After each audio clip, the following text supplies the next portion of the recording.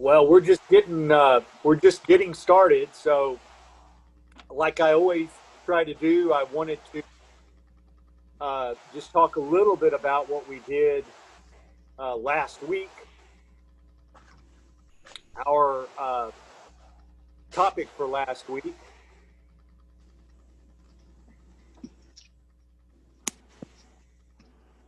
Our topic for last week um, was Jesus seen alive after his death on the cross. So when we were discussing that, we talked about in depth. Remember that creed in 1 Corinthians 15, and we discussed how it is believed that that creed is dated back to within 2 to 8 years of the resurrection of Jesus. And remember, we talked about how in that creed, Paul is talking about something that he didn't come up with himself, but something that he himself received and then passed along to the Corinthian church. The creed mentions specific names of people who saw the risen Christ, and also includes a group of over 500 that at a time that witnessed Jesus after he was raised from the dead. We talked about some of the testimony of the Gospels, specifically in the Gospels, who actually saw Jesus after he rose from the dead. A lot of different people, sometimes people individually, sometimes in groups, sometimes indoors, sometimes outdoors. And some of the people, different personalities. You had people that were more inclined or soft-hearted, like John, who were more receptive. And then, of course, the skeptics like Thomas, who were less receptive, more doubtful in the fact that Jesus was risen. Also, because all of these people were convinced, and it's this fact that all these people were convinced, they were themselves were convinced that they saw Jesus alive, and they were willing to be harassed to the point of death. That's incredibly powerful. So that's a little bit of a review from last week. If you weren't with us last week, that's some of the things we talked about. Now, tonight, the official title for tonight, and this is the final chapter of the book. And I thought this was really interesting because tonight we're going to talk about the circumstantial evidence. Are there any supporting facts that point to the resurrection? And the guy that Strobel interviews is someone you may be familiar with. His name is J.P. That's just the letters J.P. J.P. Moreland is the guy's name. He spells his name like it sounds, Moreland. So he's got a heavy internet presence, YouTube presence, written tons of books. He's a philosopher.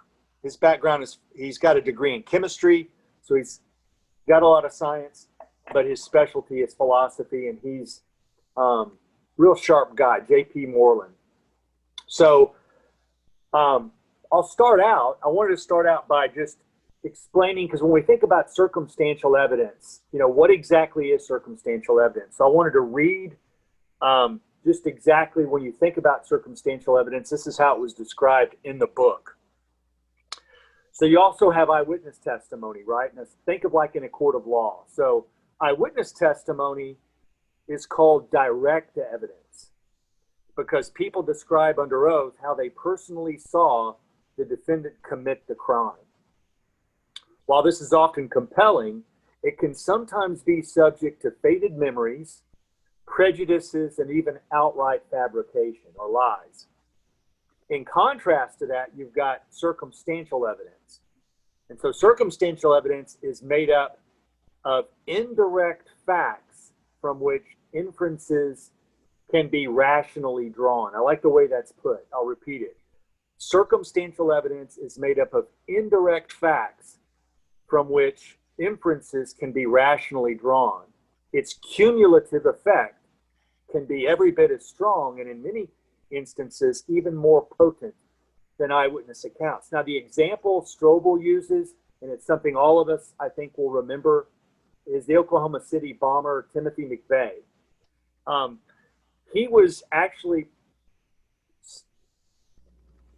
found guilty and sentenced to die, and all of the evidence against McVeigh was circumstantial evidence.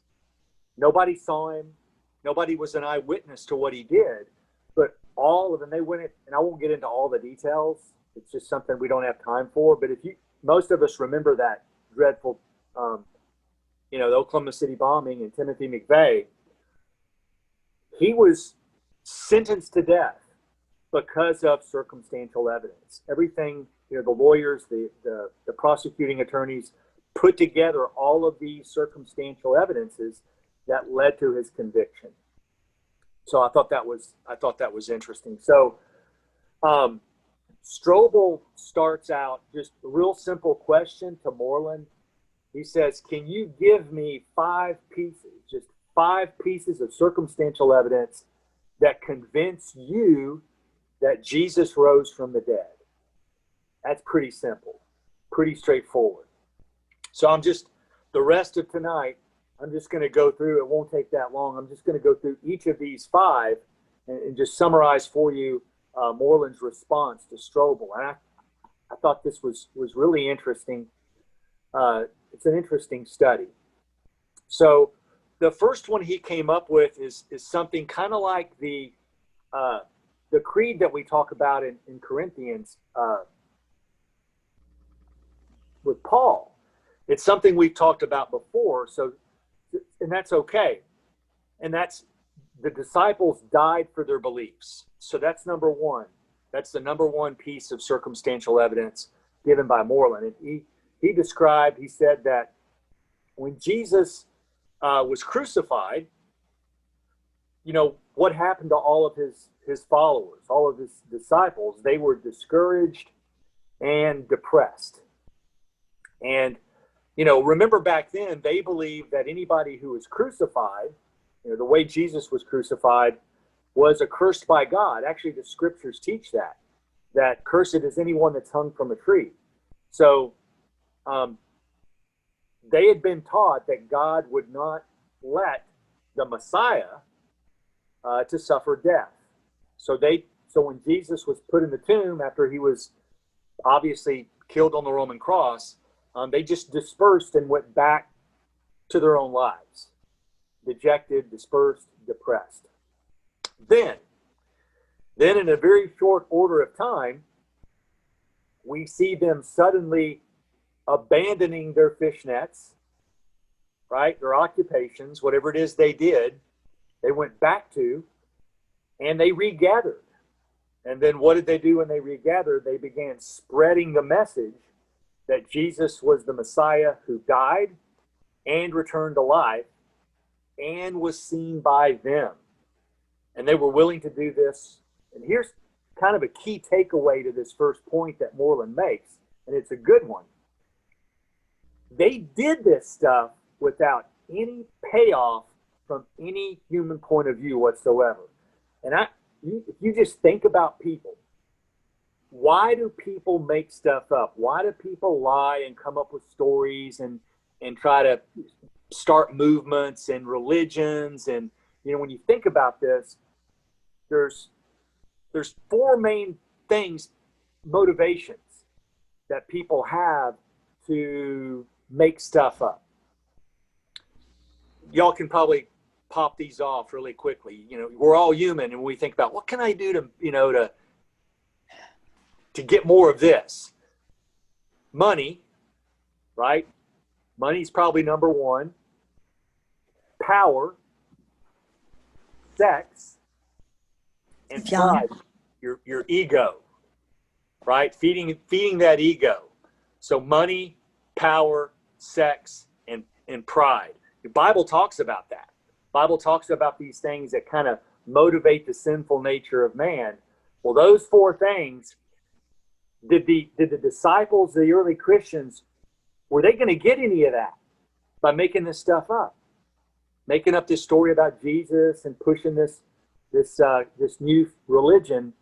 Were they going to get any of those things and so that's, when you really think about that, they got the opposite of that. They got persecuted, and a lot of times they got killed for their faith in Jesus Christ.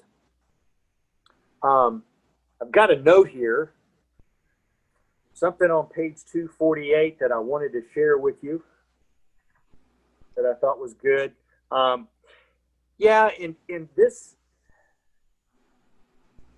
sometimes, you have trouble trying to come up with a way to articulate something and you go, there's got to be somebody else that could do this a lot better than me. And so Strobel does this really well. So I thought I would share with you this. He says that while most people can only have faith that their beliefs are true, the disciples were in a position to know without a doubt whether or not Jesus had risen from the dead. They claimed that they saw him, talked with him, and ate with him. If they weren't absolutely certain, they wouldn't have allowed themselves to be tortured to death for proclaiming that the resurrection had happened. I thought that sums it up really well.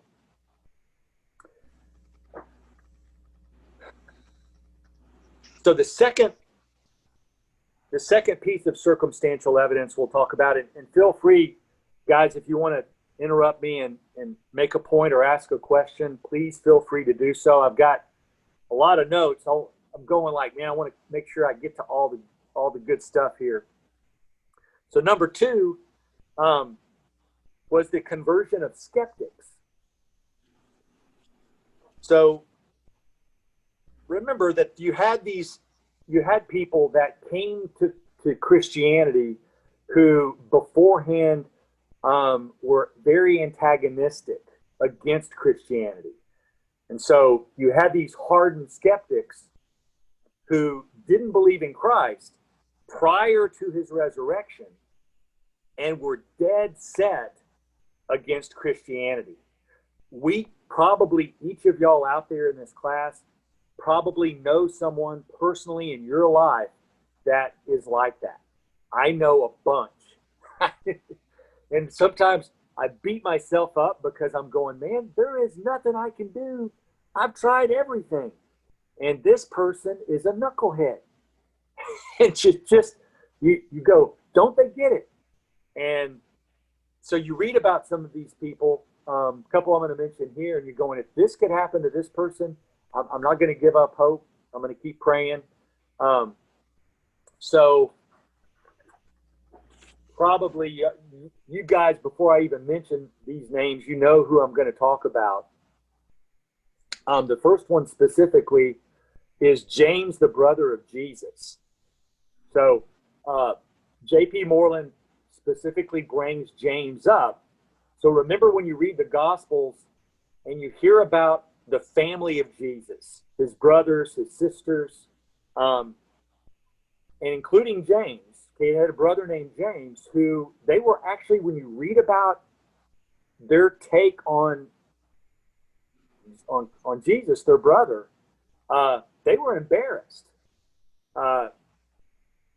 They didn't see what he was doing. They thought that he was, misguided. And Jesus was a rabbi, right? In sorts, he was a teacher, and it's embarrassing if you're a teacher like that of the scriptures, and your family rejects you. That's an embarrassing thing. Not to be accepted by your own family if you're a teacher of the scriptures back in that time period. And so if you think about it, it doesn't make sense that the people that actually wrote the Gospels, why would they make something like that up? Why would they create this teacher whose own family is embarrassed or rejects him? I never really thought about that. We know that after the death of Jesus, that his own brother, that used to be a hardened skeptic, becomes one of his most ardent followers. And Josephus, the historian Josephus, tells us that James, the brother of Jesus, was stoned to death because of his belief in his brother. So that's pretty powerful. That's pretty powerful testimony. The next person that Moreland mentions, and I bet I'm not a betting man, but I bet y'all know who the next skeptic is, and that's I think somebody mentioned him last class period, but that's of course Saul of Tarsus. And remember, Saul was a Pharisee.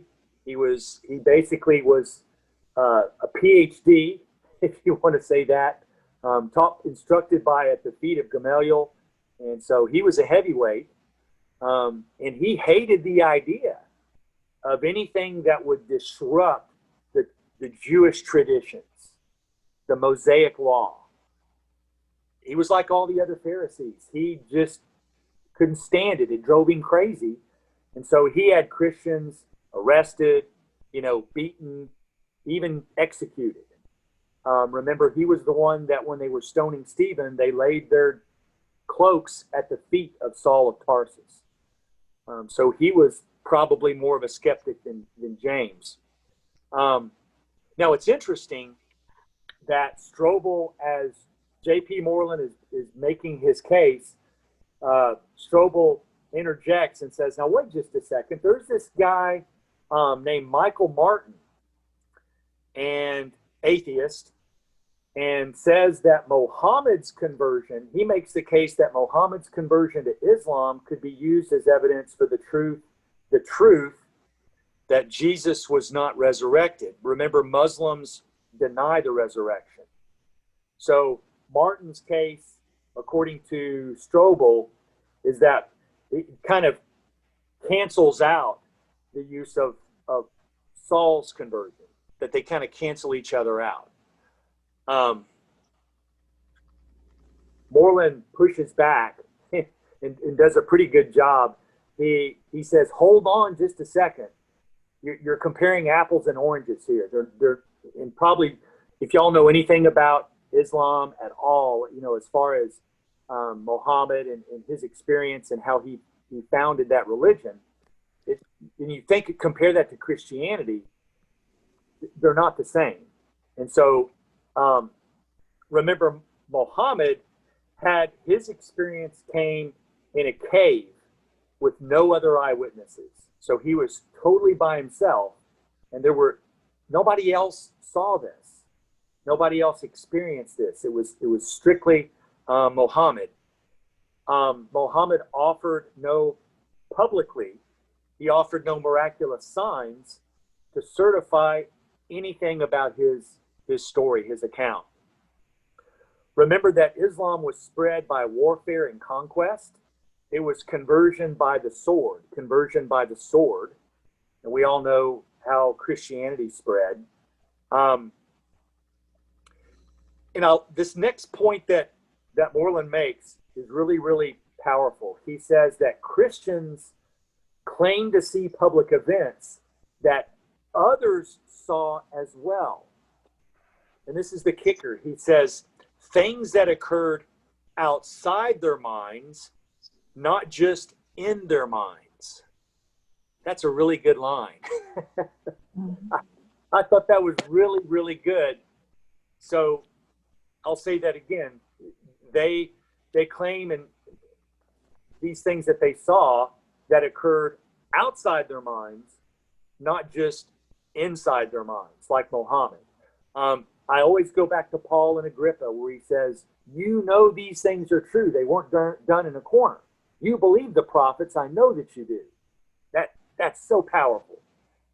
And if you go back to 2 Corinthians, Paul reminds the Corinthian church of the miracles he performed earlier.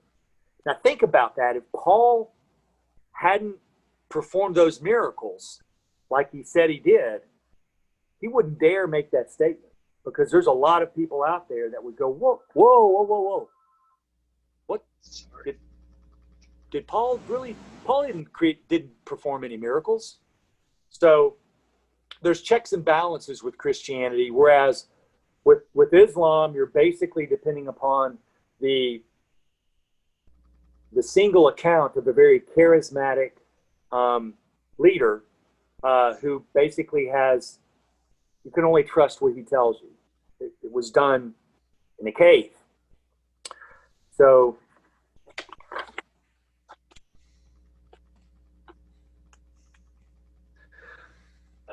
all right. So we're on to number 3. And again, please feel free to interject if you've got any questions. I'm just kind of moving along here. Hey Lee, do you know of how like Muhammad gets this? How did he get this big following? Was he just known to be a very charismatic person, and that's how he gets his following? I'm not sure if anyone has recorded that, but Yeah, there is actually a lot of resources on out there, and there was several years ago. You I got really interested in Islam and started reading about it and listening to podcasts. And we've actually had people I know at Keller. Now, it's been a while. I know Jerry Franklin did, this was probably 7 or 8 years ago, maybe longer than that. It may have been 10 years ago that Jerry worked a lot in Saudi Arabia. And when he was in the military, he actually did a class on Islam, and he talked a lot about, Jerry knows a whole lot about Islam, and he actually did a class on it. It was really good. There are a lot of resources out there. I know that, and there's probably people in this class that know more than I do, but I know that at first, Muhammad was not well received. And so when he first started and went out and started expressing his teaching, he was persecuted and had to kind of watch what he was doing. But then as he slowly gained a following and began to become a very powerful, he basically became a very powerful military leader. He began to conquer people and subjugate them to Islam. And as he gained power, then he got more bold and more forceful, and actually himself started persecuting. That's when he started, when he wrote the Quran, all of the commands in the Quran that instruct them on jihad and killing people that don't, and persecuting people that don't come to faith in Islam, that came toward the end when he was very powerful. I don't know much about the Quran. A lot of people say, well, there's stuff in the Quran about not hurting people and not doing all these bad things. That was written whenever he didn't have all that military power. But as he gained power, he became more bold and more cruel. I'm pretty sure that's correct. It's not something that happened just like that. He came out of the cave and said, oh, look, everybody's following me and I've got this new religion. It happened over a course of time. But yeah, man, there's tons of good information out there. There's a book called Answering Islam is the title of the book. I actually have that book, Answering Islam. And it's probably not something you'll sit down and read all at once. It's just a good resource to have. yeah. It's written by 2 different guys. It's written by Norm Geisler is one of them. And Norm Geisler and another guy who's got an Arabic name. He's a former Muslim that became a Christian. So together they write this book, and it's really, really in depth. It's called Answering Islam.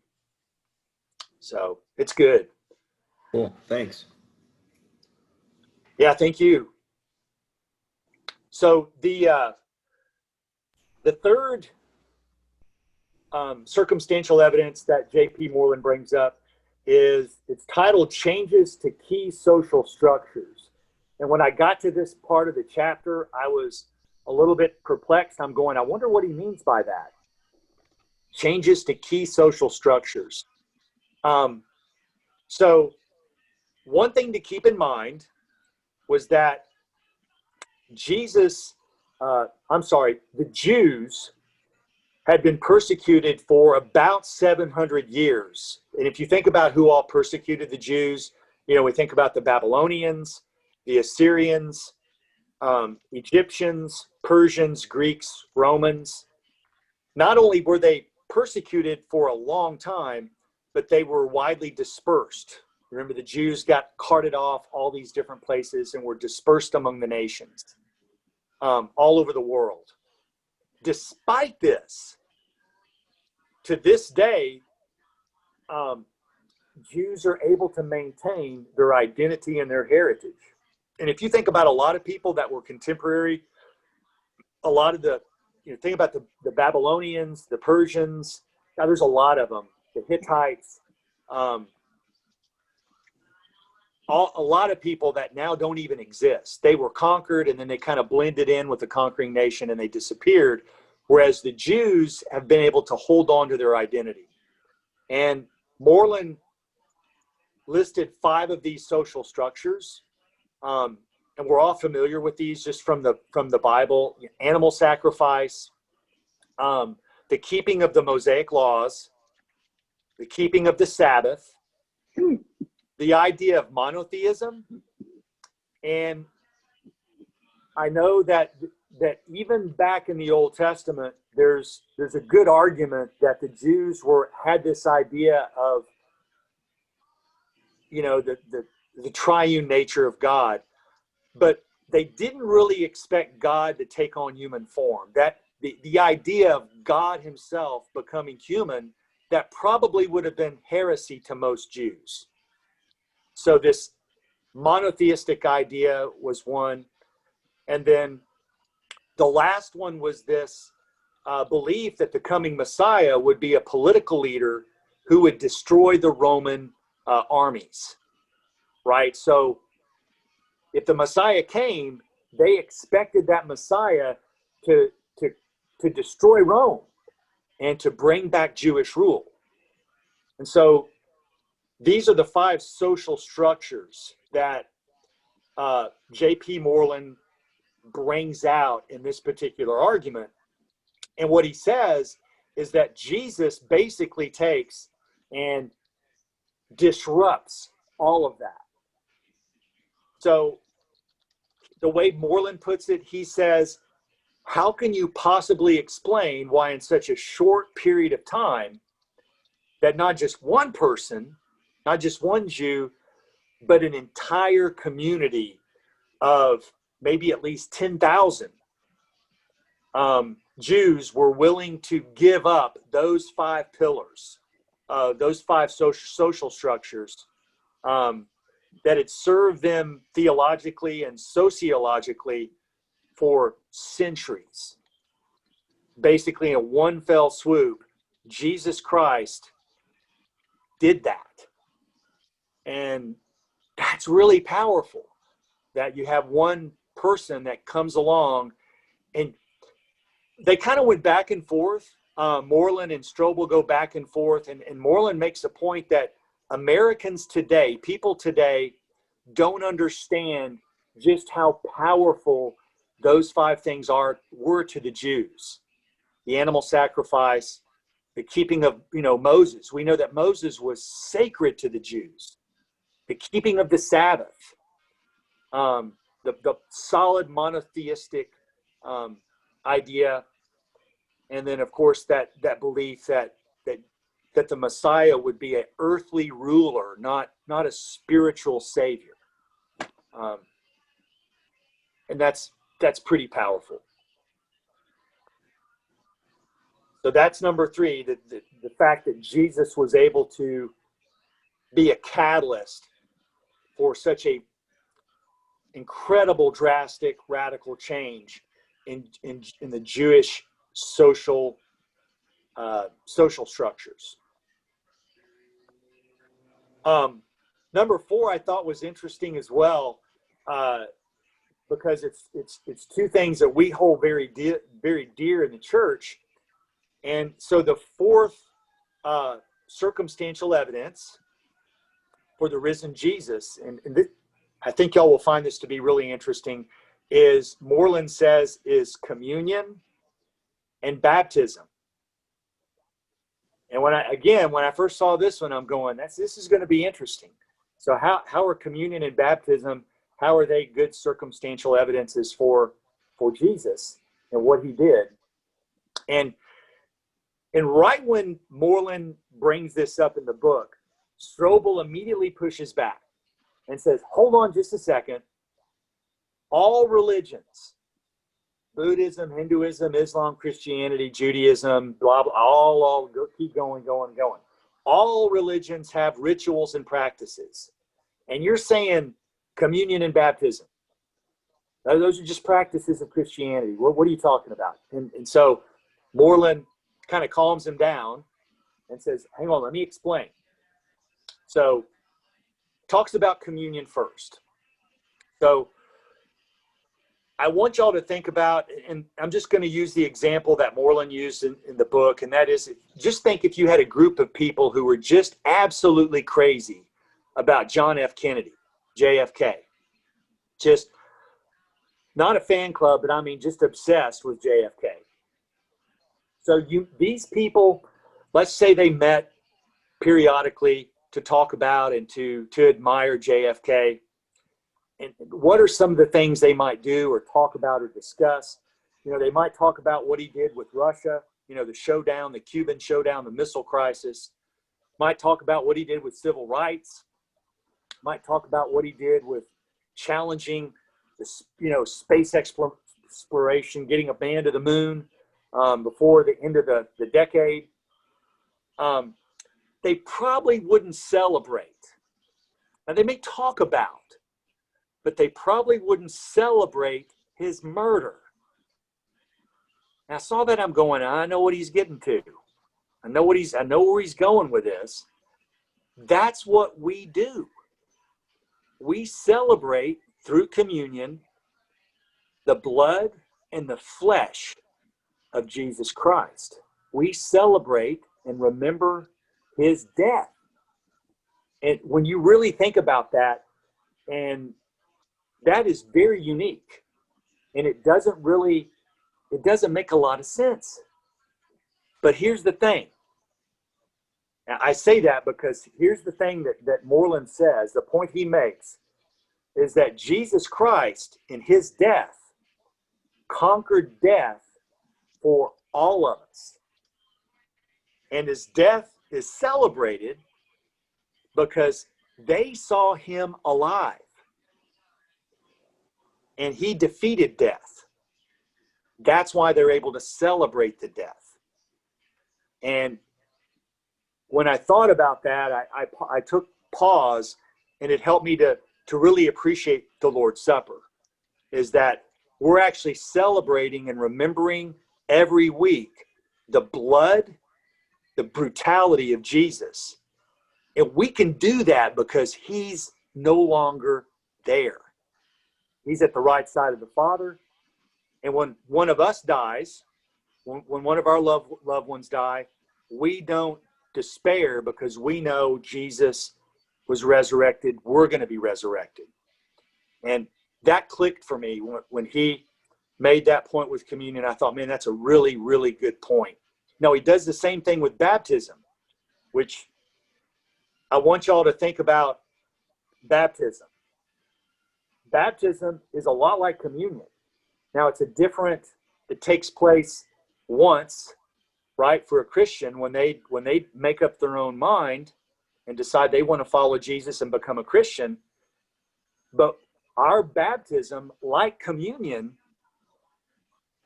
we're buried. And J.P. Moreland, I don't know if he's a member of the Lord's church, but the way he described baptism, it sure sounds like it. At least with immersion, he says when a person goes down under that water, they're reenacting the burial of Jesus Christ, and they're brought back up, resurrected, a new person. And that kind of goes hand in hand with communion. Again, it goes back to that death and resurrection of Jesus Christ. And so once I read that, I go, man, that is really, really interesting and unique how Christianity celebrates the death of our God, because he's not dead anymore. He was raised, and he did that for us. So I really like that. I thought that was really good.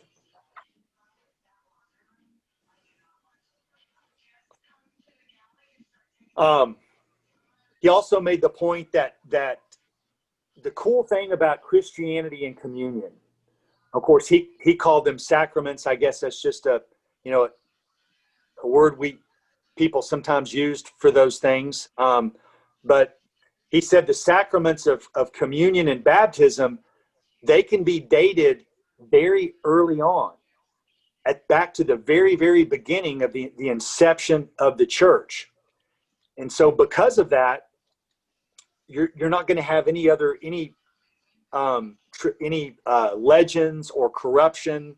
It's going to be, that it comes directly from the founding, because it dates back all the way to the start of the church. Okay, questions or comments from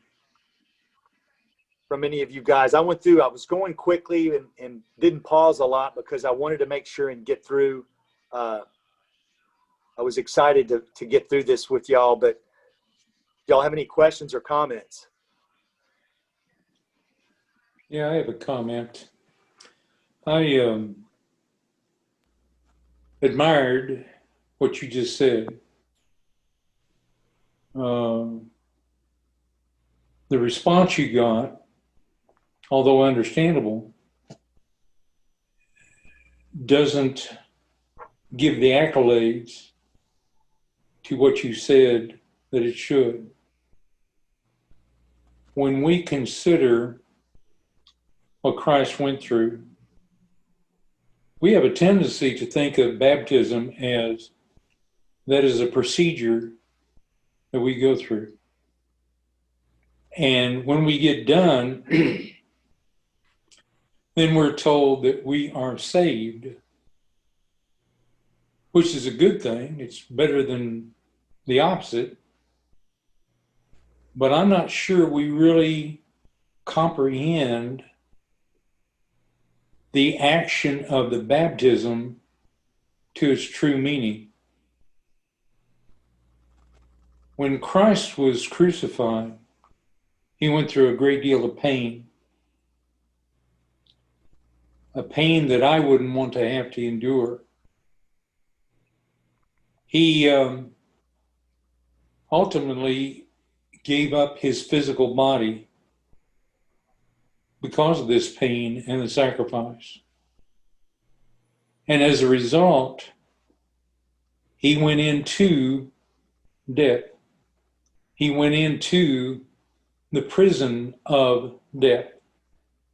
I have no idea what that's like. It's not, we read elsewhere that he was in paradise, is the way they talk about this, talking about the afterworld or the afterlife. So we don't know that exactly what that's like, but we know that he did that. We also know from other scriptures that when he arose again, he actually defeated death. Does that simply mean just because he rose up again?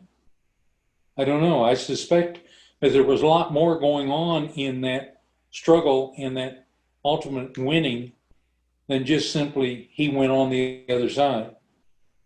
Because Christ bore all the sins of the world when he died, and he conquered those sins. So when we talk about baptism, we really owe it to ourselves and to each other to talk about them in relationship to what Christ went through, because that's what we're going through. When we're raised again anew, should be with the understanding that we have given up our physical life and we're dedicated strictly to living with Christ. Now, similar analogy is available for communion, but I will just live with that. I just wanted to say that you did a good job of explaining those things, but it doesn't seem like there's words that are available to really highlight the preciousness of the act of baptism that we encounter. Yeah, I was thinking of Romans. That was really good, Ted. I was thinking of Romans 6 and verse 5, where it says, "For if we have been united together in the likeness of his death, certainly we also shall be in the likeness of his resurrection." And as you read that scripture more, it makes these comparisons of how, like um, Jesus died for our sins. We are dying to our old life of sin, and it also talks about um, our old man was crucified with him. So it's this picture and it's this reality of how we're united in that crucifixion. One day we're going to be like we come up out of the water, how he rose. We're going to one day be united in that resurrection. So yeah, it's there's so much to it, and it's a really I don't know how to say it, really good picture. And it's something that we always need to make sure the best we can to teach someone before they are baptized. So they're not just doing it just to have their sins removed, but so they're doing it to unite themselves with Christ. Agreed. Yeah. I'm going to disagree a little bit. So we need to have an understanding of what we're doing, but we don't have to have a perfect understanding. The Philippian jailer was baptized the same night that he met Paul, and Paul and Silas were in the jail at midnight singing. So it couldn't have been very long that Paul had to teach the Philippian jailer what he needed to do. But he knew enough about the basics to say, I need to be baptized, me and my whole house. So you have to know at least enough about what you're doing, but you don't have to have perfect knowledge to obey. David, I would agree with you, except we have an obligation to know as much as we're capable of knowing. The negative in this example comes when a person has the knowledge and the ability to understand more perfectly, and either through laziness or ineptitude or whatever reason, he chooses not to do that. That's not good. So what we're talking about is, as we grow in Christ, we have an obligation to constantly improve our relationship with Christ. That is the goal. You're right, we don't need to know initially everything perfectly. There's not a litmus test of what knowledge you have to be baptized, but there is a litmus test about how much you dedicate your life to Christ. And when you are baptized, that should be implicit in your baptism, is I give up my old life for the new life. Somebody that's young and hasn't studied, they're not going to know all that. But hopefully, with the right attitude, they're eventually going to understand that better. Absolutely agree. I mean, even Peter says we have to keep growing the whole list of things: knowledge, love, not self-control, but all those qualities that Peter lists. We have to keep growing. I guess my point was we don't have to have a perfect knowledge to become a Christian, but there is absolutely an expectation that our knowledge grows over time. And I think personally, if I was teaching someone ready to be baptized, I think this Romans 6 text is very important to go to, because it does show that connection to our baptism and our sharing with Christ, and really what that baptism means. And yeah, I think that's just kind of what I was trying to say. And I think that is something that is very doable for us to teach someone. They might not understand it how we understand it, as people who've probably pondered these verses a lot. but I think it is important to try to teach what how someone being baptized relates to what Christ did. Going back to Lee's initial comments about all of these and outlining the circumstantial evidence. Circumstantial evidence is actually quite intriguing because it's almost like saying, okay, whether you believe or not, look at the results. This is something that you can see and you can experience. You can tell by an obvious conclusion that there is truth in this. And I think, Lee, it's really good to have that look at the evidences that we are actually in front of us. So I appreciate that. You bet. Yeah, thanks for all your comments there. The last thing the fifth one was just the fact that the church, just to sum it up, the amazing emergence when it appears and the growth of the church. That was his last one. Strobel pushed back a little bit and said, well, there have been other religions that have had a similar type of, grows quickly and spreads. But then Moreland says that's true. A lot of religions have had that, but when you put all of these, this is just one out of the five. When you put them all together, it works well. I have here something to read from page 254. So in looking at all five of these circumstantial evidences, Moreland concludes, he says, if someone wants to consider this circumstantial evidence and reach the verdict that Jesus did not rise from the dead, fair enough. But they've got to offer an alternative explanation that is plausible for all five of these facts. And I like the way you put that with all five of these, not just one of them, but you've got to come up with something that's reasonable that explains it as well as Christianity does.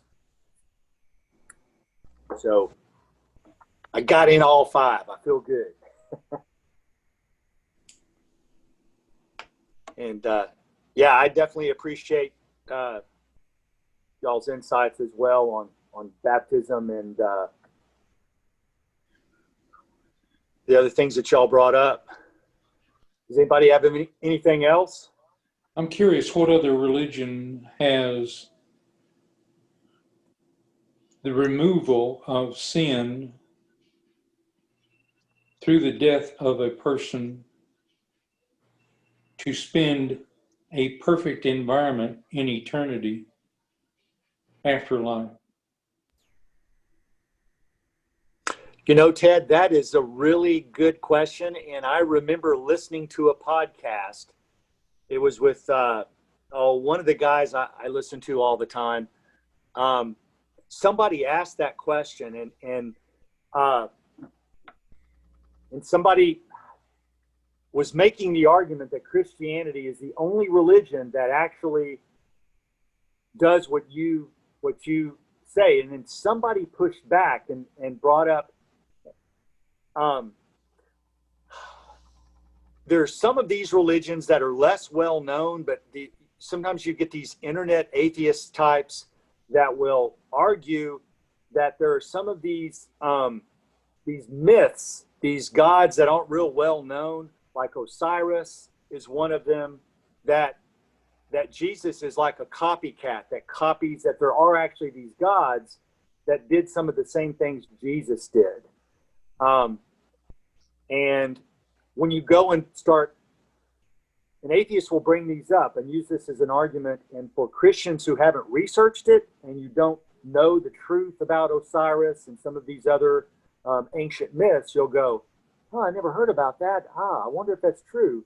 But when you start looking into some of these, they don't match up. I mean, they're not as robust of an argument as some people make them out to believe. But Yeah, Ted, I don't think there's definitely not any major religion out there that does the same thing as Christianity in regards to that. Well, there's promises of, Frank, were you about to say something? Nope. Oh, Appreciated listening. Go ahead. there are some popular religions that promise, what is the acronym, 10 virgins or something for the guys. I don't remember what all they say. They Yeah. supposedly the pleasures of earth you'll have in their rewards. And it's a little bit like we deal with the streets of gold. We like to talk about that. Now, I don't know about you, but when I start analyzing gold and I think about spending eternity in a street of gold, I'm not all that impressed. But when I start equating the streets of gold to never having any worries, how I live, where I live, bills, all that will be completely gone. So the streets of gold helps to communicate there is no more worries.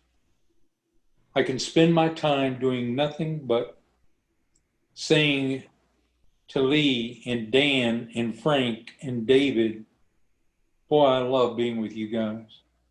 This is a fantastic in existence that we have, where we can wave and not worry about each other saying things bad against us, where we can exercise our joy of being together, where we can brag about the reason we're here because of Jesus Christ.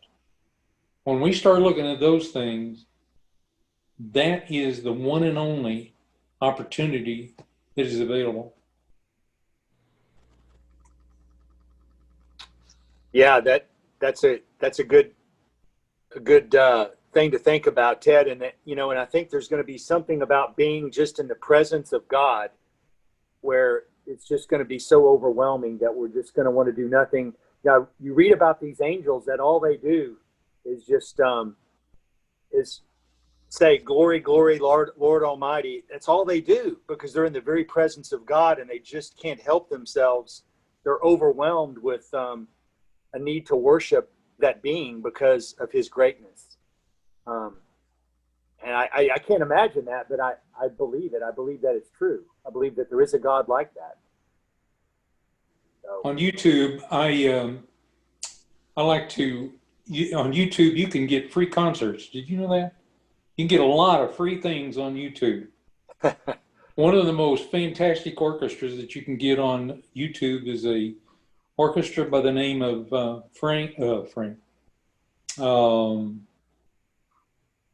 Rieu. I can't even, Andre Rieu, Rieu. He's from Maastricht, Netherlands, and he tours all over the world. His orchestra is fantastic.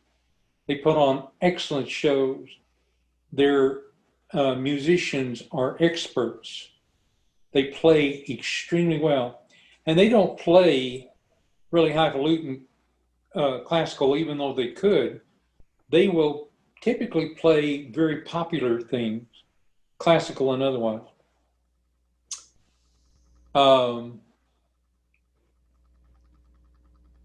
When he has a concert in his hometown, they showed this one time, and I was reading online that in their season of concerts, so you're probably talking about summer months, I don't know how often they do it, but the day I looked, there had to have been 10 to 15,000 people in front of that stage, one setting.